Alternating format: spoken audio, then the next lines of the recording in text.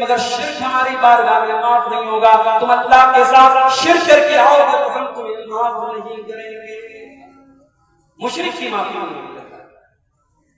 مسلمان اس کو ہلکے میں لیتے ہیں. کتنے مسلمان اس کو ہلکے میں لیتے ہیں. ان کے لیے شرک کوئی بڑی بات نہیں ہے. دنیا کا سب سے بڑا پاپ شرک ہے. اللہ قرآن میں 18 نبیوں کا تذکرہ فرماتا ہے. ابراہیم، موسیٰ، عیسیٰ اور یونس اور یوسف اور آدم اور نوح کا تذکرہ فرماتا ہے.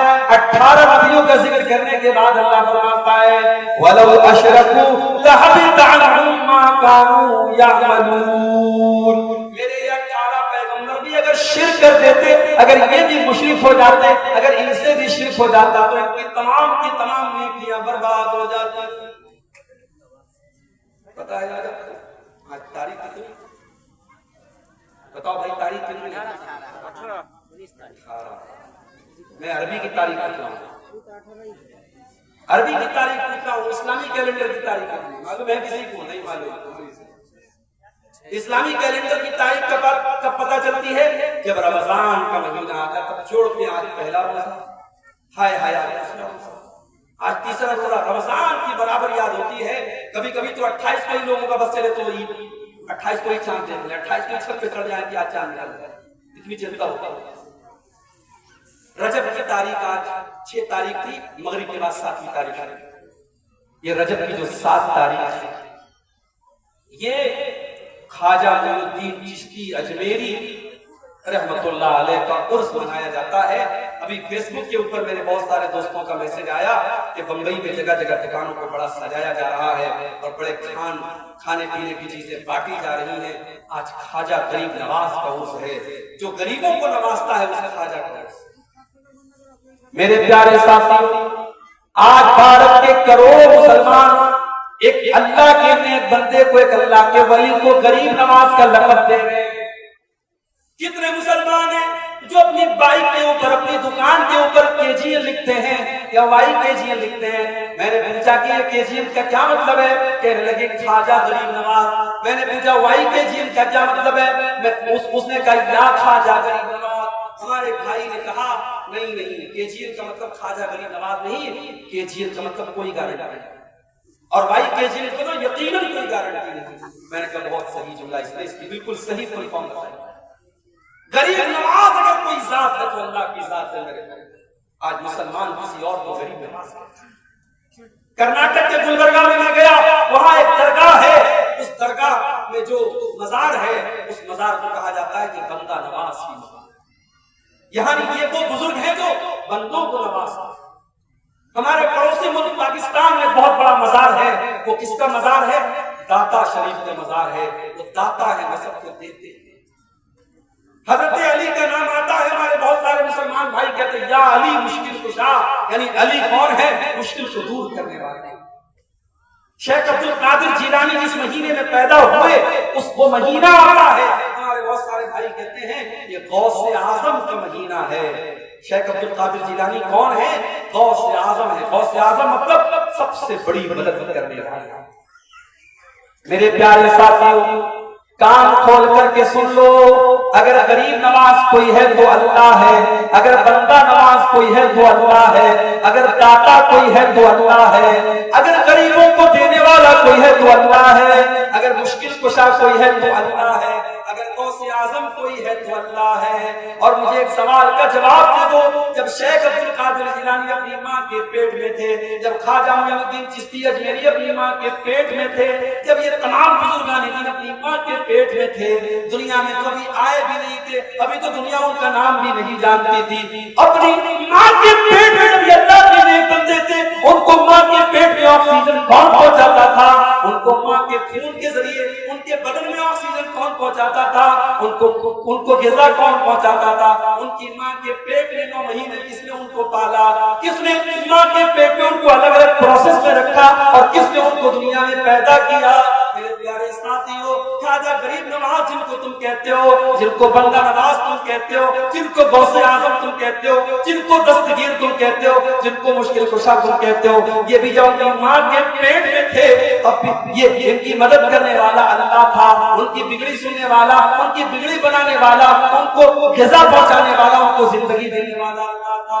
इसीलिए मेरा अल्लाह कुरान में कहता है, या अय्युहन नासु अंतुमुल फुक़राउ इलल्लाह, ऐ लोगों तुम सबके सब अल्लाह के मोहताज हो, तुम सबके सब अल्लाह के फकीर हो, और अल्लाह की जात अकेली है जो बेनियाज है, जो काबिल तारीफ।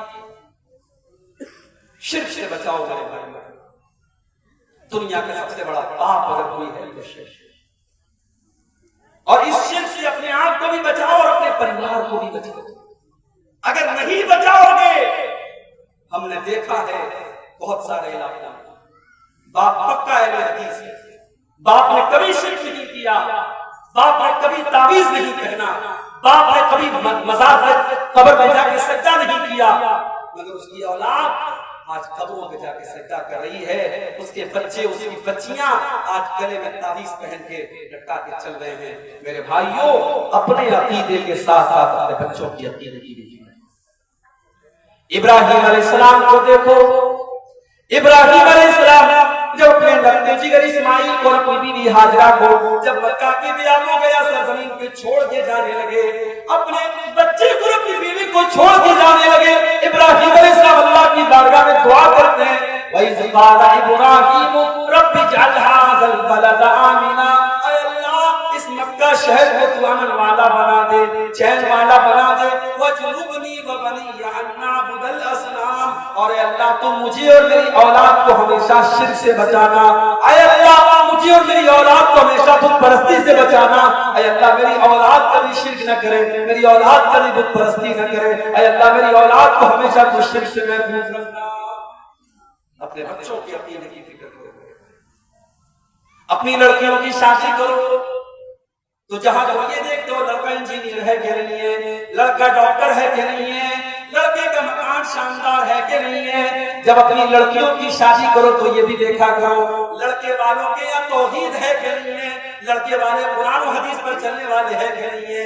कहीं ऐसा तो नहीं हमने जिंदगी में अपनी बच्ची को शिर्क से बचाया और मेरी बच्ची वहां जाकर के मज़ार पे जाकर उसको सजदा करना पड़ेगा, मैंने अपने बच्चे को कभी कोई हराम चीज नहीं खिलाई और उस घर में जाकर के उसको गैरुल्लाह की चढ़ावे उसको खिलाए जाएंगे। मेरे भाइयों, अगर आपने अपनी बच्चियों की शादी ऐसे घरों में कर दी जहाँ शिर्क हो रहा है, जहाँ मज़ारों पर सजदा हो रहा है, जहाँ कब्रों पर सजदा हो रहा है, तो गोया कि आपने अपने हाथ से अपनी बच्ची का गला दबा दिया, आपने अपने हाथों से अपनी बच्चियों को कत्ल कर दिया। दुनिया में अपने बच्चों को कत्ल कर देना उतना बड़ा गुनाह नहीं है जितना बड़ा गुनाह अपने बच्चों को जहन्नम की आग में झोंक देना है। मेरे भाइयों, अपने साथ साथ अपनी औलाद की अकीदे की और तौहीद की और आगे बढ़िए। समाज को सुधारना है, समाज की इस्लाह करना है। दूसरा काम आपको क्या करना है? पहला तो समझ गए आप, शिर्क से बचाना। दूसरा काम क्या करना है? कुरान से ये उम्मत आज बहुत दूर हो गई है। मेरे नौजवान साथियों, अपने दिल पर हाथ रख के बताना, आखिरी बार आपने कुरान कब पढ़ा था? ओ मेरी प्यारी माँ बहनों, जरा ईमान से बताना कि आखिरी बार आपने कुरान कब पढ़ा था? हमारे कितने नौजवान हैं जिन्होंने आखिरी बार कुरान रमजान के महीने में पढ़ा था?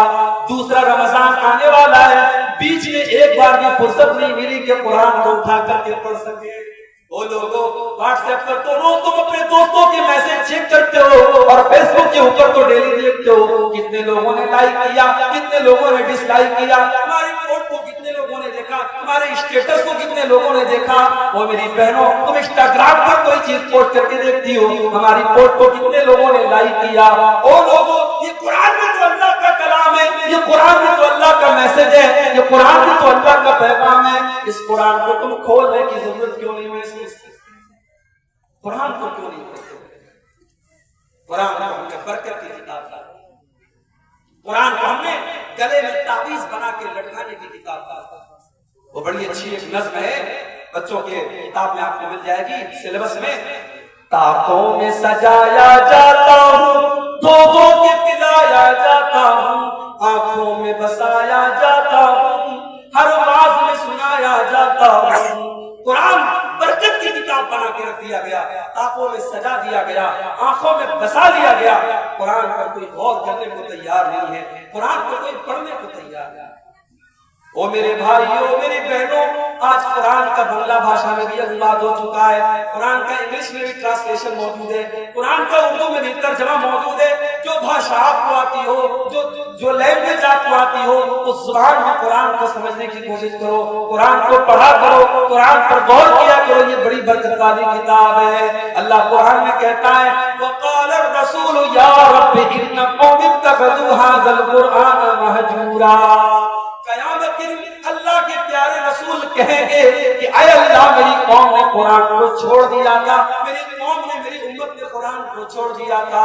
اے لوگوں، یہ قیامت کے دن اللہ کے نبی اللہ کی عدالت میں یہ کیس دائر کریں گے، کہیں یہ کیس ہمارے خلاف نہ پڑ جائے۔ او لوگوں، قرآن سے اپنا تعلق مضبوط کر لو۔ اللہ کے پیارے نبی فرماتے ہیں ان اللہ یرفع بہذا الکتاب اقواما ویضع بہ آخرین۔ اللہ تعالیٰ قرآن کے ذریعے بہت سارے لوگوں کو عزت دیتا ہے اور اسی قرآن کے ذریعے بہت سارے لوگوں کو ذلیل کرتا ہے۔ جو قرآن کو پڑھتا ہے، جو قرآن پر عمل کرتا ہے، اس کو اللہ عزت دیتا ہے، اور جو قرآن کو چھوڑ دیتا ہے اللہ اسے ذلیل کر دیتا ہے۔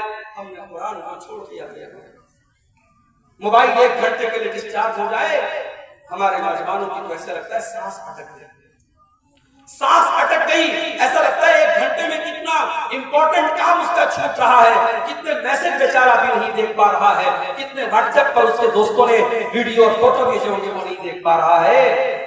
اور قرآن ایک ایک مہینہ، ایک ایک سال گزر جاتا ہے اور قرآن ہمیں پڑھنے کی توفیق نہیں ہوتی ہے۔ میرے بھائیوں، یہ امت قرآن سے دور ہے، قرآن سے اپنا تعلق مضبوط کرو، اس کے بغیر سماج کی اور آگے بڑھیں۔ سماج کی اصلاح کرنے کے لیے تیسرا کام، سماج کی بہت بڑی خرابی یہ بھی ہے کہ آج سماج ہمارا نماز سے دور ہو چکا ہے۔ اسی بنگال کے علاقے میں، اسی جھارکھنڈ کے اور بہار اور بنگال کے علاقے میں میں نے دیکھا ہے کہ رات بھر تقریر ہوتی ہے، فجر کی اذان کے ٹائم جلسہ ختم ہوتا ہے، الصلاۃ خیر من النوم کی آواز دے کر کے فجر کی اذان ہو رہی ہے، مؤذن چلا چلا کے کہہ رہا ہے الصلاۃ خیر من النوم۔ وہ لوگوں، نماز نیند سے بہتر ہے، وہ لوگوں، نماز نیند سے بہتر ہے۔ رات بھر تقریر سننے والا فجر کی نماز کے ٹائم جا کے گھر میں سو جاتا ہے اور فجر کی نماز نہیں پڑھتا ہے۔ وہ لوگوں، مسجد آپ بنانے جا رہے ہیں، بہت اچھی بات ہے، مسجد بنا لیجئے، اللہ آپ کو مسجد کی تعمیر کی توفیق دے، مگر یاد رکھنا اگر آپ نے مسجد بنا لی لیکن مسجد کو نمازیوں سے آباد نہ کیا تو شاعر کہتا ہے مسجد تو بنا لی شب بھر میں ایمان کی حرارت والوں نے، مسجد تو بنا لی شب بھر میں ایمان کی حرارت والوں نے، من اپنا پرانا پاپی تھا برسوں میں نمازی بن نہ سکا۔ مسجد کو بنانے سے بڑا کام ہے مسجد کو آباد کرنا۔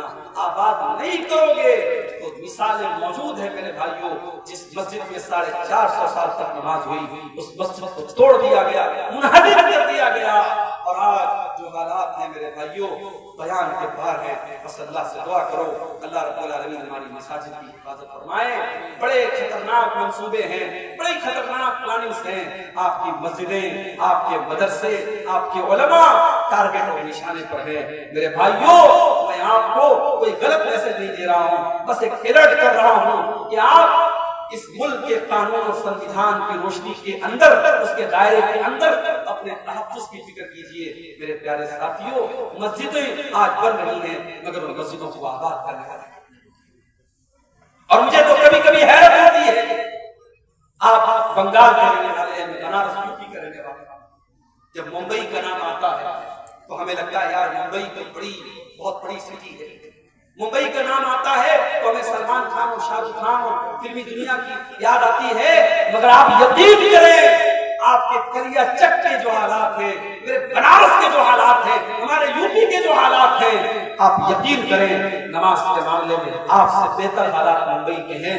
اور آپ کے اسی علاقے کے بہت سارے لوگ ممبئی میں جاب کرتے ہوں گے، کام کرتے ہوں گے، ان سے جا کے پوچھ لیجئے کہ ممبئی میں برائیاں اپنی جگہ ہیں، مگر فجر کی نماز میں آپ چلے جائیے مسجد میں تو آپ کو نوجوانوں کی بڑی تعداد فجر کی نماز میں آپ کو مل جائے گی۔ آپ کے اپنے علاقے میں بہار، بنگال اور یوپی میں آپ کو نماز کے معاملے میں زیادہ لاپرواہی ملے گی۔ میرے پیارے ساتھیوں، میری ماں اور بہنوں، نماز کو عبادت ہے۔ قیامت کے دن سب سے پہلا سوال مجھ سے نماز کا، سب سے پہلا سوال، ان اول ما یحاسب به العبد یوم القیامۃ صلاۃہ، پہلا سوال کیا جائے گا میرے بندے تو نماز پڑھتا تھا کہ نہیں پڑھتا؟ یہ الگ بات ہے۔ اگر کوئی نماز نہیں پڑھتا ہے تو کیا وہ کافر ہو گیا؟ اس کے بارے میں علماء کا اختلاف ہے۔ بہت سارے علماء کہتے ہیں کہ نماز جو نہیں پڑھتا ہے وہ کافر ہو گیا، اور جب کافر ہو گیا اس نے مرغا کاٹ کے دیا، اس نے بکرا کاٹا، اس نے جانور کو ذبح کیا، اس کا ذبیحہ بھی حلال نہیں ہوگا۔ یہ بہت سارے علماء کا موقف ہے، مگر جو بات دلیل کے اعتبار سے زیادہ مضبوط نظر آتی ہے وہ یہ ہے کہ جو سستی کی وجہ سے، کاہلی کی وجہ سے نماز نہیں پڑھتا ہے، وہ یہ مانتا ہے کہ نماز ضروری ہے، نماز فرض ہے، لیکن سستی اور کاہلی کی وجہ سے نماز نہیں پڑھتا ہے، وہ بہت بڑا گنہگار ہے، مگر وہ کافر نہیں ہے، وہ مسلمان ہے۔ اگر وہ جانور کو ذبح کرتا ہے، اس کا ذبیحہ حلال ہے، اس کے ہاتھ کا ذبح کیا ہوا جانور ہم کھا سکتے ہیں، مگر بہت بڑا گناہ کر رہا ہے۔ اس لیے کہ قیامت کے دن پہلا سوال کیا ہوگا؟ نماز کے بارے میں ہوگا۔ اگر نماز کا معاملہ صحیح ہے تو انسان کامیاب ہے، اگر نماز کا معاملہ گڑبڑ ہے تو انسان ناکام ہے۔ اسی لیے اللہ قرآن کے 29ویں پارے میں فرماتا ہے جب جنتی جنت میں چلے جائیں گے اور جہنمی جہنم میں چلے جائیں گے تو جنتی لوگ جہنمیوں سے سوال کریں گے ما سلککم فی سقر، اے جہنمیوں تم جہنم میں کیوں چلے آئے، تم نے کون سا گناہ کیا تھا؟ تو جہنمی پہلا جواب کیا دیں گے؟ قالوا لم نک من المصلین، کہیں گے ہم نماز نہیں پڑھا کرتے تھے، ہم نمازی نہیں تھے، ہم بے نمازی تھے، ہم نماز کے ٹائم کھیل کود کیا کرتے تھے، ہم نماز کے ٹائم تماشے کیا کرتے تھے، ہم نماز کے ٹائم فضول کام کیا کرتے تھے، ہم نماز نہیں پڑھتے تھے۔ میرے نوجوان ساتھیوں، کلیا چک کا علاقہ بزنس مین لوگوں کا علاقہ، کاروباری لوگوں کا علاقہ، اس علاقے میں لوگ بزنس کو ترجیح دیتے ہیں، نوکری کے مقابلے میں کاروبار کو ترجیح دیتے ہیں۔ مگر میں آپ کو ایک بات بتا دوں، آپ کا کاروبار نماز سے بڑھ کے نہیں ہے، آپ کا بزنس، آپ کا بیاپار نماز سے بڑھ کے نہیں ہے۔ میری ماں بہنوں، آپ کے گھر میں جتنے بھی کام ہو جائیں، نماز کا ٹائم ہو جائے سارے کام کو اسٹاپ کر کے پہلے نماز پڑھو۔ اللہ قرآن میں کہتا ہے رجال لا تلہیہم تجارۃ ولا بیع عن ذکر اللہ، میرے نیک بندے تو وہ ہیں ان کا کاروبار، ان کی تجارت کو اللہ کے ذکر سے اور نماز سے کبھی غافل نہیں کرتا ہے۔ یخافون یوما تتقلب فیہ القلوب والابصار، نماز پڑھنے والے بندے اللہ سے ڈرتے ہیں، ان کے دل میں ڈر ہے اس دن کا جس دن آنکھیں اور دل پلٹ جائیں گے، جس دن لوگوں کا دہشت کے مارے ان کی آنکھیں اپنی جگہ پہ نہیں رہیں گی، ان کے دل اپنی جگہ پہ نہیں ہوں گے۔ قیامت کے دن کا ڈر جس کے دل میں ہوگا وہ نماز کی پابندی کرے گا۔ میرے پیارے ساتھیوں، جس نبی سے ہم محبت کرتے ہیں، جس نبی کا کلمہ ہم پڑھتے ہیں، اس نبی نے اپنے آخری ٹائم میں امت کو کیا وصیت کی تھی؟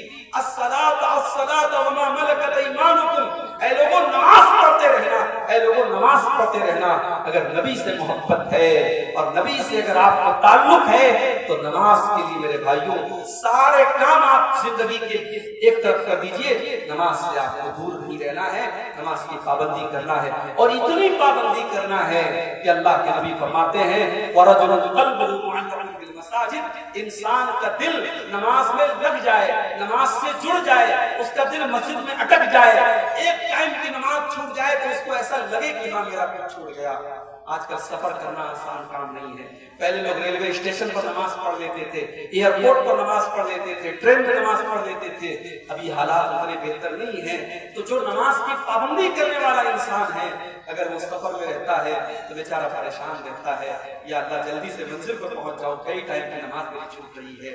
سفر میں حالات ایسے ہو گئے آدمی ہر جگہ نماز نہیں پڑھ سکتا ہے, تو ایسا انسان فکر میں رہتا ہے, ٹینشن میں رہتا ہے, چنتا میں رہتا ہے. میرے بھائیوں, نماز کی ایسی فکر اپنے دل میں پیدا کرو, اس کے بغیر سماج کی اصلاح نہیں.